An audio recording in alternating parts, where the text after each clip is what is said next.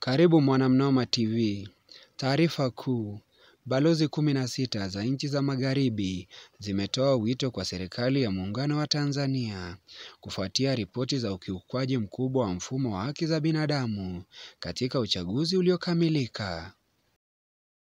Ripoti hizo zinajumuisha tuhuma za mauaji ya kiholela ya mamia, utekaji nyara, kuwekwa kizuizini kiholela kwa maelfu ya waandamanaji, pamoja na viongozi wa upinzani katika maeneo mbalimbali nchini humo. Kulingana na balozi hizo ni kuwa Tanzania ina wajibu wa kutoa taarifa ya kina kuhusu hatima na mahali waliko watu wote waliotekwa nyara. Balozi hizo katika taarifa waliandika nikinukuu, ukamataji watu kiholela na ufichaji wa miili waliopoteza maisha.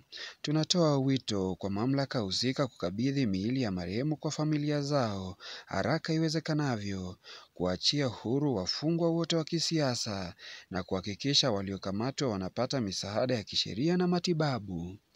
Zaidi, tunatoa wito kwa serikali kushughulikia mapendekezo yaliyotolewa katika ripoti ya awali za waangalizi wa uchaguzi wa AU pamoja na SADC ambazo ziliweka bayana mapungufu yaliyojiri wakati wa mchakato wa uchaguzi. Ni hayo kutoka hapa Mnoma TV. Subscribe for updates. Pia waweza kutoa tangazo la biashara kupitia chaneli yetu. Mtayarishi na mtangazaji wako nafahamika kama Joel Kemboi. Nifuatilie kwenye kurasa zangu za mitandao ya kijamii.